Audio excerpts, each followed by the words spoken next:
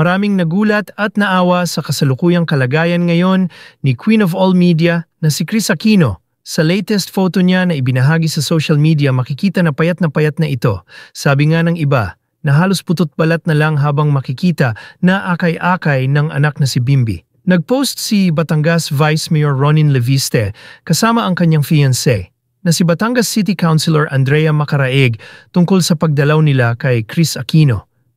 Si Ronin ay anak ni Mark Leviste na ex-boyfriend ni Kris.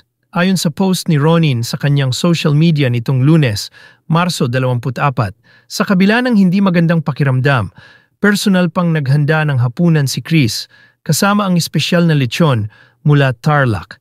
Kwento pa ni Ronin, nananatili ang magandang relasyon nila kay Kris kahit hindi ito nagkatuluyan sa kanyang ama na si Vice Governor Mark Leviste. Lagi umano silang tinutulungan at may lugar sa tahanan ni Kris. Plano rin ni Kris na bumisita sa Lian, Batangas upang makilala ang mga kababayan ni Ronin at maghanap ng beachfront property. Ipinagmalaki rin ni Ronin na si Kris, Bimb at Josh ang nag-sponsor ng bagong e-library sa Matabungkay National High School. Nagpasalamat si Ronin sa patuloy na panalangin at suporta para sa mabilis na paggaling ni Kris Aquino. Sweetness overload si TK, Tita Kris. Binisita namin ni Andrea si Tita Kris matapos ang aming trabaho sa Batangas. Kahit masama ang pakiramdam niya, siya mismo ang naghanda ng dinner para sa amin at pinaghanda pa kami ng super sarap na lechon galing Tarlac. Extra special tuloy ang aming naging date night dahil kasama namin ni Andrea ang aming future ninang. Hindi man sila nagkatuluyan ni Dad, nanatili naman silang magkaibigan.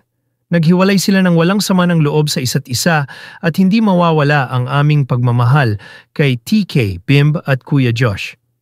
Palaging nandyan si TK para sa amin. Lagi kaming may kwarto sa kanilang tahanan at lagi silang handang tumulong sa lahat ng aming pangangailangan. Minsan natutulog kaming lahat sa isang kwarto lang, last frame. Sabi pa nga ni TK, kapag okay na siya ulit, gusto niyang sumama sa aking pag-ikot sa Lian para makilala niya ang aking mga katrabaho at kababayan. Pati na rin para tumingin ng mga beachfront properties na pwede nilang lipatan.